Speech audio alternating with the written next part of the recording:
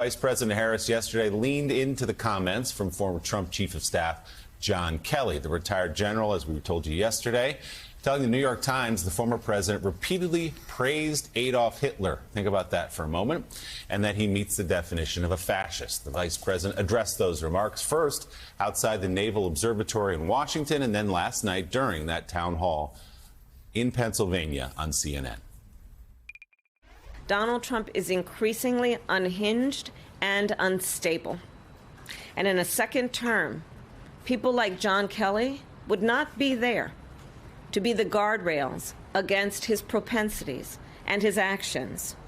Those who once tried to stop him from pursuing his worst impulses would no longer be there, and no longer be there to rein him in.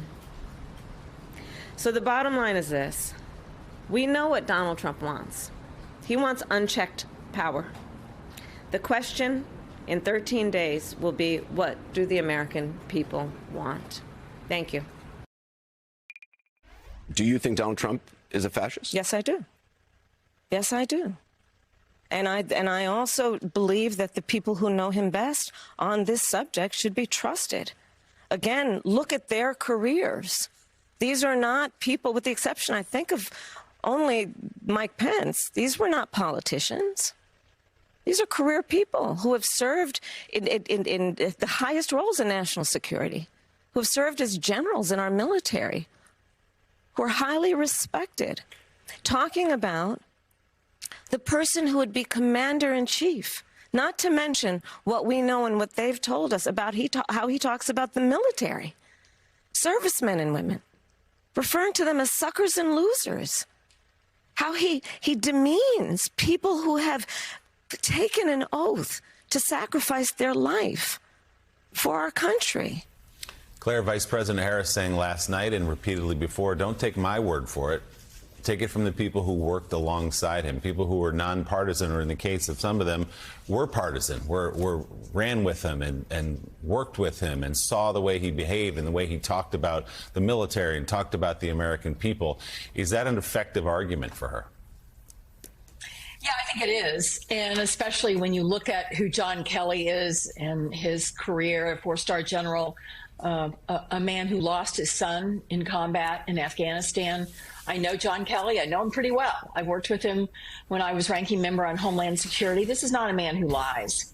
And, you know, Willie, I was struck by Steve Ratner's answer to your question about business people that are endorsing Donald Trump. I don't think I ever recall an election where one candidate is required to be perfect and the other candidate, well, it's okay that he's lying. It's okay that he's cheating. It's okay that he's threatening.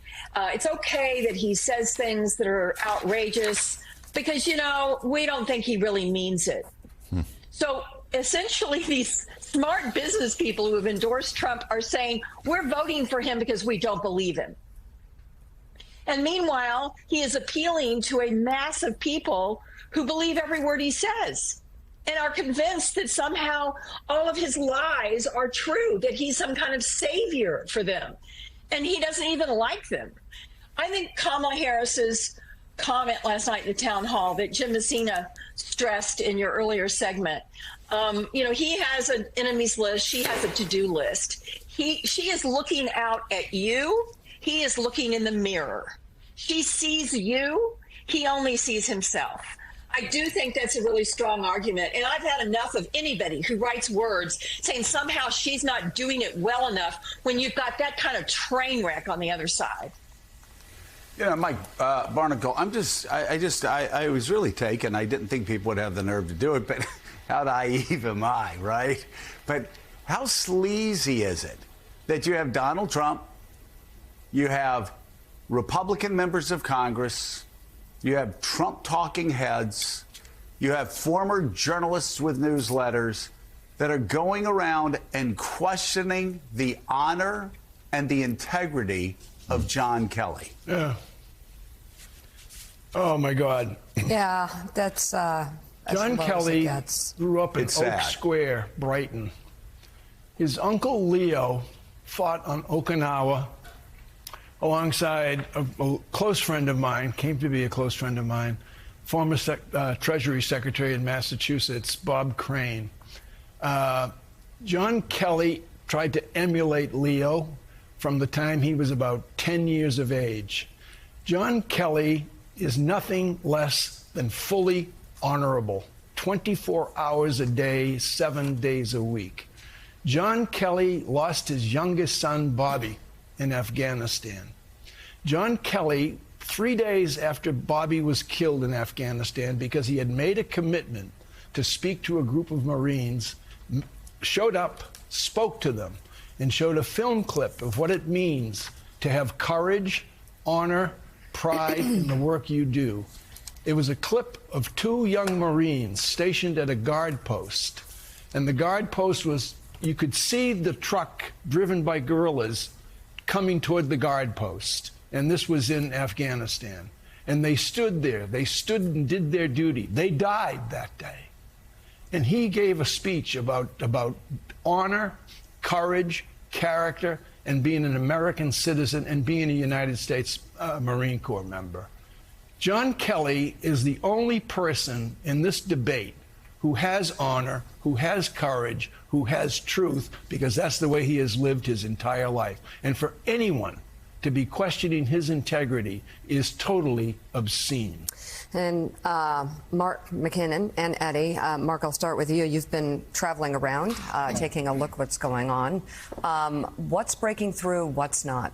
Well, Carville had his 3 reasons in the New York Times. I wrote about 3 reasons in Vanity Fair. I think there's 3 significant gaps that make me believe Harris is going to win, and maybe even comfortably. Yeah. There's the gender gap, which is, I think women are going to crawl over broken glass to break the glass ceiling. Yeah. There's an enthusiasm gap by almost 10 points for Harris voters over Trump voters.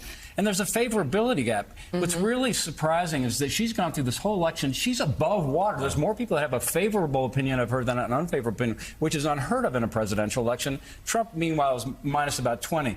I leaven that by looking at, I'm doing a documentary on Gen Z, and I went to Athens, Georgia yesterday to go to a Turning Point rally with Charlie Kirk. And there was a sea of young men with red hats out there. So there's something happening with young men that, again, I think is something that's off the radar screen that bears watching. Without question. I guess the question is, do they turn out and vote, or they just like the rallies and the energy behind it? We'll find out in 12 days.